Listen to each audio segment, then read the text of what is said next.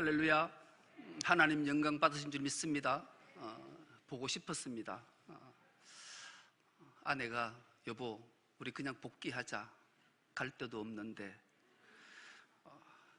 그래도 안 돼, 안식해야지. 그러다가 보고 싶은 마음에 오늘 우리 전임 전도사님이 부임해서 소개를 할 때 뒷자리에 앉아서 소개할 건가 고민하다가 그래도 담임 목사가 강단을 비우면 안 되지 싶어서 제가 썼습니다. 불편한 마음이 있더라도 이해하시고 오늘 새로운 또 말씀을 통해서 은혜 받고 상 받는 길, 마지막 결론에 하나님을 아버지로 만날 때 어떤 상이 우리에게 임하는 건지 함께 은혜를 나누고자 합니다. 그 전에 인사 한번 하겠습니다. 사랑의, 우리 기독교는 사랑의 종교니까 하트 알죠? 사랑합니다 한번 하겠습니다. 옆사람, 뒷사람, 멀리 있는 사람 사랑합니다. 사랑합니다. 예. 함께 은혜를 나눌 말씀의 제목이 하나님께 상 받는 길 네 번째, 하나님을 아버지로 만날 때, 이런 제목으로 함께 은혜를 나누겠습니다. 먼저 영성신학자 중에 최고의 신학자라고 불리는 리차드 포스트라는 영성신학자의 책 한 권을 소개하는 것으로 말씀을 열겠습니다. 이 책 제목은 하나님과 함께하는 삶, 이런 책 제목입니다. 이 리차드 포스트는 하나님과 함께하는 삶이라는 책에서 끊임없이 독자들에게 물음을 해요. 뭔가를 물어요. 그 전에 제가 한번 여러분에게 묻겠습니다. 질문은 마음에 부담이 되지만 스스로에게 답을 한번 했으면 좋겠어요. 그리스도인이 가장 큰 복이 무엇이라고 생각합니까? 그리스도인이라면 난 이게 가장 큰 복이야 라고 스스로에게 답을 한번 해보십시오. 답은 두말할 것도 없이 하나님이 나와 함께하는 것이 그리스도인에게는 가장 큰 복인 줄 믿습니다. 그렇습니다. 리차드 포스트도 하나님이 함께하는 삶을 통해서, 이 책을 통해서 어떻게 하면 그리스도인에게 가장 큰 복인 하나님이 함께하는 삶을 살 수 있을까, 이 세 가지 물음을 하고 있습니다. 첫째는 우리가 성경을 통제할 건가, 아니면 성경이 나를 통제할 것인가? 내가 성경을 마음대로 말씀을 뒤집을 것인가, 성경 말씀이 나의 삶을 마음대로 뒤집을 것인가? 여기에 따라서 하나님이 함께 하시는 삶인가, 하나님이 함께 하시지 않는 삶인가를 말씀합니다. 둘째, 성경의 삶 속에 내 자신을 헉 끼워 넣어서 성경이 말하는 삶 속에 내가 삶을 살 것인가, 아니면 내가 가장 합리적이고 이해가 되고 통제가 되는 안전한 것들만 끄집어내어서 그 삶대로 살기 위해서 애쓰고 노력할 것인가? 성경 전체의 삶 속에 내 자신을 밀어넣을 것인가? 가장 복되고 좋다라고 여기는 것을 끄집어내서 그 속에 내가 삶을 살 것인가? 여기에 따라 하나님이 함께 하시는 삶과 하나님이 함께 하시지 않는 삶을 이야기하고 있어요. 세 번째는 성경을 통해서 그리스도의 말씀, 그리스도의 은혜, 그리스도의 능력, 그리스도의 복이 생수처럼 흘러넘치는 것을 내가 그대로 받고 믿어서 그 생수가 내 삶 속에 충만해서 너무 복되고 행복해서 그 삶을, 그 생수를 세상에 끊임없이 나누어 주고 흘러보내서 생수는 이런 것이구나를 사람들로 알게 해서 그들을 교회 안으로 또 주께로 인도할 것인가, 아니면 나 혼자만 그 생수에 흠뻑 젖어서 삶을 살 것인가? 여기에 따라 하나님이 함께 하시는 삶과 하나님이 함께 하시지 않는 삶으로 귀결된다라는 거죠. 그렇다면 하나님이 함께 하시는 삶을 살려면 어떻게 해야 되는가? 가장 먼저 하나님의 말씀에 귀를 기울이는 거예요. 그리고 그 말씀이 마음밭에 새겨지면 종일토록, 아니 매일 다음 주가 다가올 때까지 그 말씀을 곱씹고 묵상하는 거예요. 묵상하다가 깨달음이 있으면 그 깨달음을 딱 부여잡고 하나님 앞에 간절히 기도하는 거죠. 기도했다면 하나님이 나에게 이 말씀을 주셨구나, 그 말씀대로 순종하며 확신하며 살아내는 게, 그런 자에게 하나님이 함께 하셔서 그에게 놀라운 은혜와 복을 주실 뿐만 아니라 그 하나님이 내 아버지가 된다, 그렇게 말씀해요. 오늘 본문의 말씀은 세 가지를 각기 다른 말씀을 주시는 것 같지만 결론의 말씀은 하나님을 아버지로 어떻게 믿을 것인가에 따라서 하나님이 큰 은혜와 복과 상을 주심을 우리에게 말씀하시는 게, 오늘 본문은 이렇게 시작합니다. 비판을 받지 아니하려거든 비판하지 말라. 여기서 초점이 비판하지 말라가 초점이 아니라 비판을 받지 않는 게 초점이에요. 이 비판이란 헬라 말이 크리노라는 단어를 썼는데, 이 크리노는 판단하다, 분별하다, 그런 뜻을 가지고 있습니다. 골라내다, 분리하다, 조사하다, 이런 뜻이 이 크리노, 비판이라는 단어 속에 들어있는 내용이에요. 여러분, 우리가 불의를 보거나 모순에 대해서 비판할 수 있어야 돼요. 왜냐하면 예수님께서도 하나님 말씀을 통해 우리에게 들려주셨잖아요. 너희가 세상을 분별할 줄 알아야 된다. 어찌 너희가 판단치 아니하냐? 여러분, 불의나 모순은 판단하고 비판해야 돼요. 예를 들면 그런 거죠. 지금 정의당의 장혜원 의원이라는 분이 포괄적 차별금지법안을 발의했어요. 그래서 지난주 목요일에 포항에 있는 장로님 목사님들이 국회의사당에 가서 항의 집회를 하고 왔어요. 포괄적 차별금지법, 왜 이게 통과되면 안 될까요? 사람이 우리나라처럼 차별이 만연한 사회는 잘 없다라는 거죠. 그러니까 차별은 하면 안 되는 거예요. 그래서 차별금지법안이 발의되면 다 찬성해야죠. 그런데 교묘하게 하나를 혹 집어넣은 게 있어요. 예를 들면 그런 거죠. 우리가 나이, 특히 대한민국 같은 나라가 너무 유교적으로, 도덕적으로, 윤리적으로 좋은 나라다 보니까 나이에 대해서 되게 민감해요. 가장 천만점, 니 몇 살이고? 물어서 자기보다 나이가 어리면 말 놔도 되지? 그리고 그냥 말을 놔버리고, 이런 행동들을 한국 사회가 되게 많이 해요. 그러나 여러분, 태어난 사람이 1살이든 10살이든 50이든 100이든 똑같이 존중받아야 돼요. 차별받으면 안 돼요. 나이가 많다고 존중하고 나이가 어리다고 무시해서는 안 되는 거예요. 차별하면 안 되는 거예요. 나이로 차별하는 것, 외국에는 그렇지 않아요. 다른 나라는 그렇지 않다라, 이것 금지해야 된다. 맞는 말이에요. 성별, 대한민국만큼 지금은 뭐 많이 됐지만 그래도 성별의 차이가 있어요. 남녀의 차별이 얼마나 심한지 몰라요. 남자, 여자 동등해야 된다, 차별하면 안 된다, 맞아요. 확실하다니까요. 그리고 장애인과 비장애인 차별하면 안 돼요. 그런데 이렇게 나이와 성별과 장애인과 비장애인 이런 차별하면 안 된다 해놓고 거기에 살짝 성정체 의식도 차별하면 안 된다. 남자와 남자가 결혼을 하고 여자가 여자를 좋아서 결혼하고, 이 남자하고 결혼도 하고 저 여자도 결혼하고, 동성, 이성, 양성, 간성 모두도 성정체성은 선택할 권리가 내게 있는데 왜 차별하냐?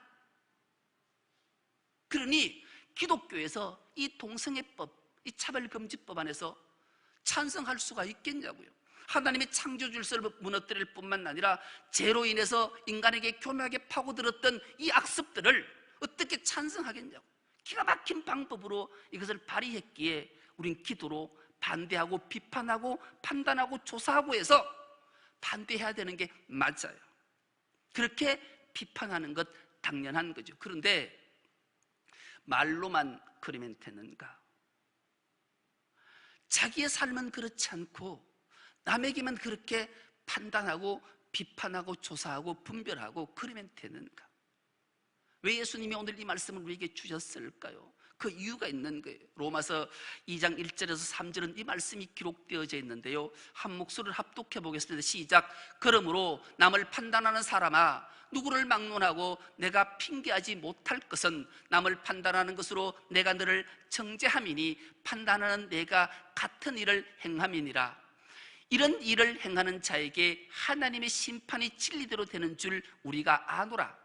이런 일을 행하는 자를 판단하고도 같은 일을 행하는 사람아, 내가 하나님의 심판을 피할 줄로 생각하느냐. 이 내용이 이런 거예요. 당시에 유대인들에게, 오늘날 많은 성도들에게 끊임없이 하나님의 말을 전하고 가르치고 지도하는 자, 그 당시는 바리새인과 율법학자 서기관들이죠.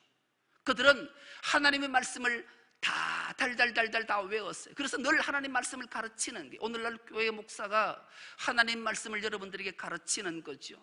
그런데 정작 가르치는 자기는 말씀대로 행하지 않고 지키지 않고 행동하지 않는 거예요.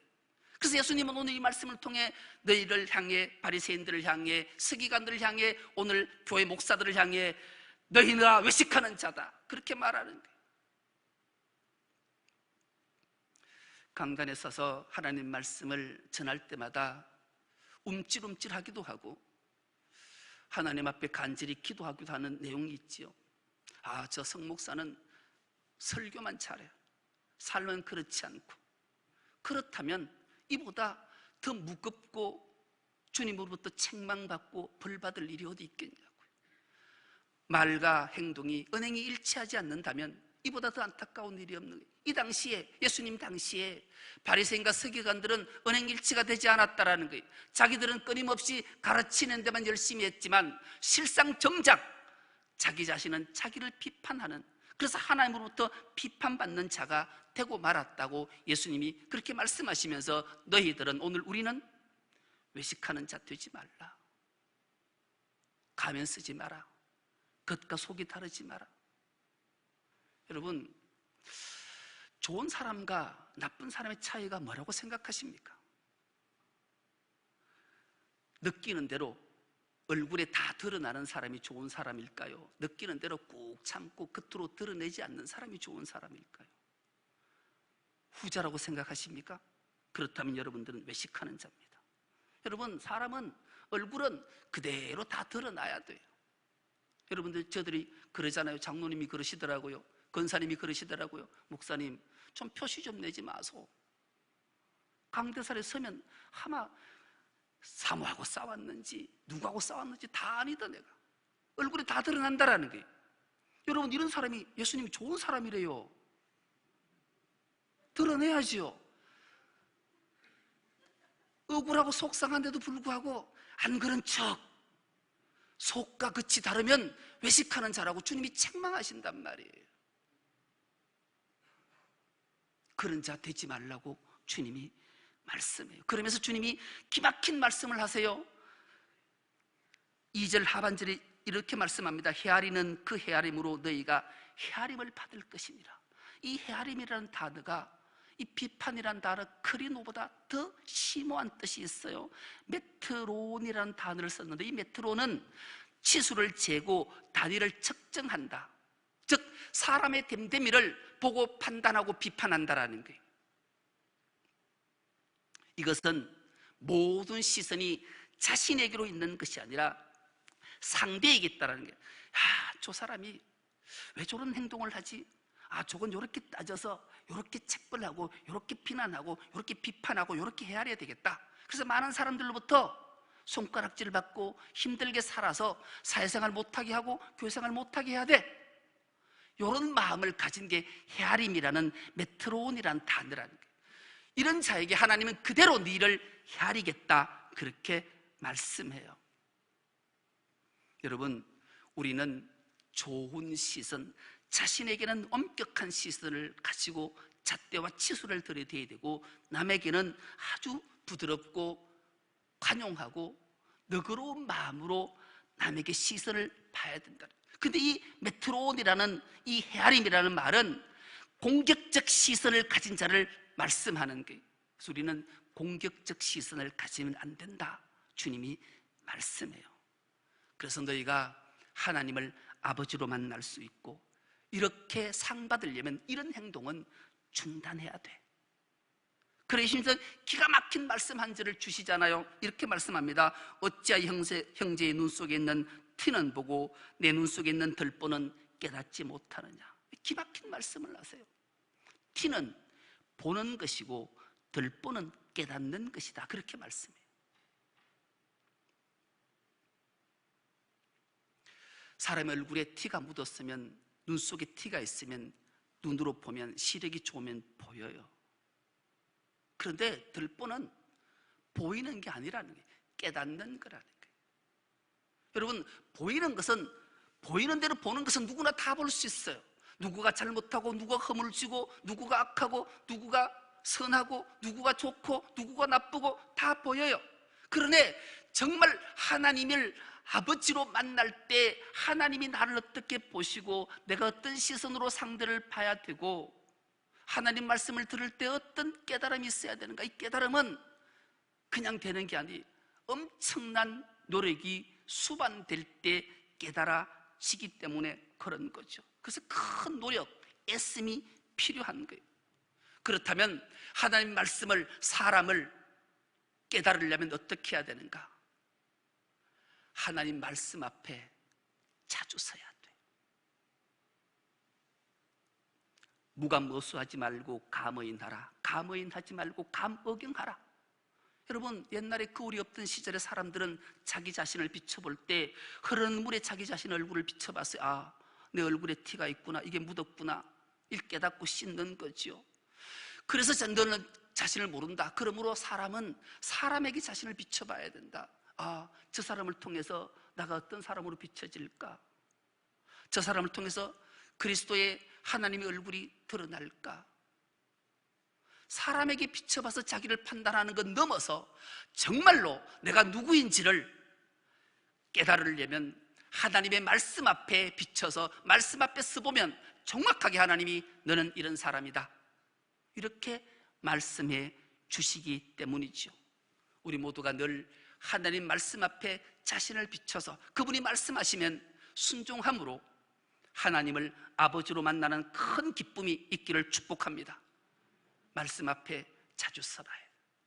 그리고 그 말씀을 자주 묵상하고 순종하는데 애쓰고 노력할 때 하나님은 놀라운 은혜와 복을 주실 뿐만 아니라 이 땅에서도 하나님 앞에서도 큰 상을 주실 줄 믿습니다. 그러시면서 우리에게 하나님을 아버지로 만나는 비결에 대해서 7절 이하의 11절까지 말씀 주시는 게 우리가 너무나 잘 아는 말씀이지요. 구하라, 찾으라, 두드리라. 구하는 자마다 받을 것이고 찾는 자마다 찾아낼 것이고 두드리는 자에게 반드시 열어준다. 그러면서 하나님 아버지가 어떤 분인지를 말씀하는 게, 그런데 이 본문의 말씀을 오해하는 경우들이 종종 있어요. 이것은 기도하는 것이다.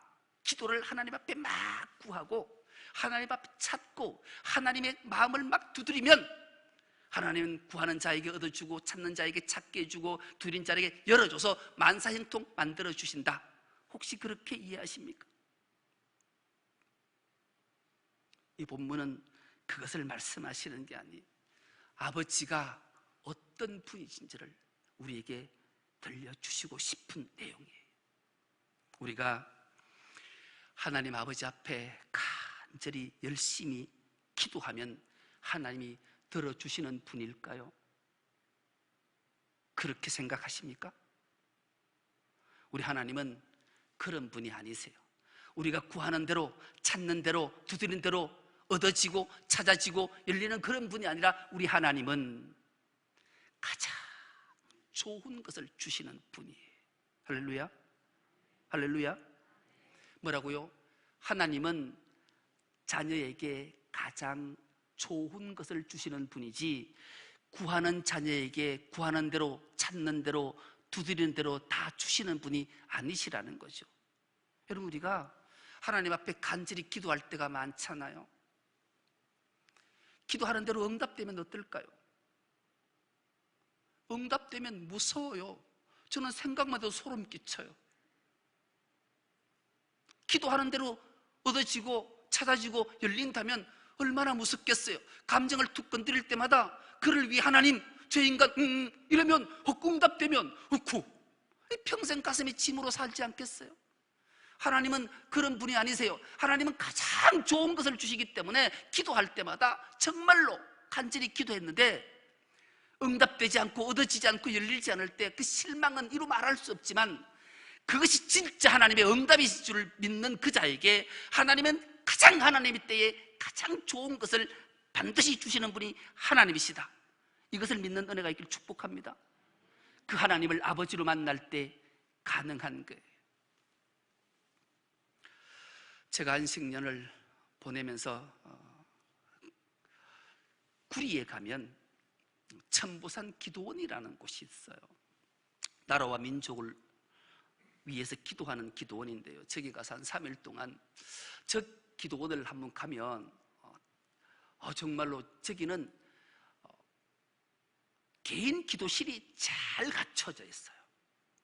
누구나에게도 간섭받지 않고, 제가 들어가기 전에 조사해놨지는 저런 방들이 여러 개가 있어요. 저렇게 막 개인 기도실 방들이 쫙 되어 있어서 저기 들어가서 성경을 펴놓고 한참 있다 보니까 막 5만 가지 생각들이 다 나면서 하나님이 응답하시지 않는 게 참 가장 큰 응답이고 가장 귀한 것이구나를 알게 됐어요. 하나님은 가장 좋은 것을 주시는 하나님이구나를 확신하면서 감사함으로 내려왔어요. 여러분들이 간절한 마음으로, 답답한 마음으로 기도할 때 응답되지 않다고 절망이나 실망하지 마시오. 하나님은 반드시 가장 좋은 것으로 우리에게 주실 줄 믿습니다. 하나님을 아버지로 만날 때. 그러면서 결론의 말씀을 이렇게 주십니다. 그러므로 무엇이든지 남에게 대접을 받고자 하는 대로 너희도 남을 대접하라. 이것이 율법이요 선지자니라. 이 결론의 말씀을 주셔요. 가장 중요한 말씀 한 절을 보면 앞에 그러므로라는 단어지요. 그러므로라는 단어는 앞 내용이 뒷 내용의 원인이나 근거가 될 때 쓰여서 앞뒤 문장을 이어주는 말씀, 그런 뜻이에요. 그러므로는 그런 뜻이죠. 예를 들면 그런 거예요. 우리 이상욱 권사님은 의사의 지시를 충실히 따랐다. 그러므로 우리 이상욱 권사님은 반드시 나을 것이다. 아멘. 이때 쓰이는 단어가 그러므로라는 단어예요. 석성한 목사는 하나님의 말씀을 믿고 온전히 순종했다. 그러므로 석성한 목사는 반드시 하나님께 상을 받을 것이다. 이럴 때 쓰는 단어가 그러므로라는 단어예요. 그러므로 하나님을 아버지로 어떻게 대접할 것인가에 대해서 주님이 결론의 말씀을 주시는 내용이 12절의 말씀인 거예요. 이것은 기도 응답받고 상 받기 위해 기도 열심히 하고 남을 대접 잘하면 받는다, 그런 말이 아니에요. 하나님을 아버지로 만나기 위해 자녀의 행동을 어떻게 할 것인가에 대해서 말씀하시는 거죠. 여러분, 기도, 상, 대접은, 신앙은 내가 하나님의 자녀로 하나님 앞에 나아가는 거예요. 신앙훈련은 하나님을 내 아버지로 만나고 확신한 훈련 연습하는 게 신앙인 거예요. 제가 여러분들에게 간혹 말씀을 드렸는데 기억 못 하실까? 다시 한번 각인시켜 드릴게요. 여러분, 천국은 무엇으로 가요? 모르시는구나. 큰일 났는데 천국 어쩌 가려구나. 여러분, 천국은 믿음으로 간다고요. 믿음은 참 믿음, 거짓 믿음, 작은 믿음, 큰 믿음, 뭐 죽은 믿음, 산 믿음 많잖아요. 믿음이. 천국, 여러분 혹시 천국 갔는데 천국 문 앞에 딱 베드로가 나서 너 누구야? 그러면 너 예수 믿고 천국 가려고 왔는데, 이러면 무슨 소리 하는 거? 사탄도 예수 믿는다 그랬는데 네 안 돼, 지옥 가. 그러면 여러분 어쩔 거예요? 그따위로 믿음 생활을 하고 이제 천국 간다고 안 돼? 그럼 여러분 어떻게 천국 들어가시려고? 비결을 하나 알려드릴게요. 저 천국은 내 아버지 집이기 때문에 그렇다. 자녀가 아버지 집에 간다는데 누구가 말려? 아무도 말릴 수 없어요. 베드로 하랍이라도 못 말리는 거예요. 예수를 영접하는 그 순간 하나님의 자녀가 되는 건설을 주셨기에 천국 가는 비결은 하나님을 아버지로 만나고 아버지로 믿으면 누구나 천국 갈 수 있는 거예요. 그 자녀가 좀 네 가지가 없어도 괜찮아요. 좀 못돼도 괜찮아요. 좀 실수해도 괜찮아요. 허물져도 돼요. 아버지가 내 아들이 네 가지가 없고 좀 허물지고 실수하고 잘못했다 해서 내 아들 내 딸 날이라고 내칠 부모가 어디 있겠냐고요. 아버지는 우리가 그런 다른 사실을 다 아시는 분이 우리 아버지세요. 그런 확신을 가지고 하나님을 아버지로 만나는 은혜가 있기를 축복합니다. 그러면서 오늘 핵심 구절 결단의 말씀을 한 절 주시는데요, 이 말씀을 읽음으로 말씀을 맺겠습니다. 오늘 본문 6절의 말씀입니다. 6절의 말씀을 우리가 한 목소리로 합독해 보겠습니다. 시작.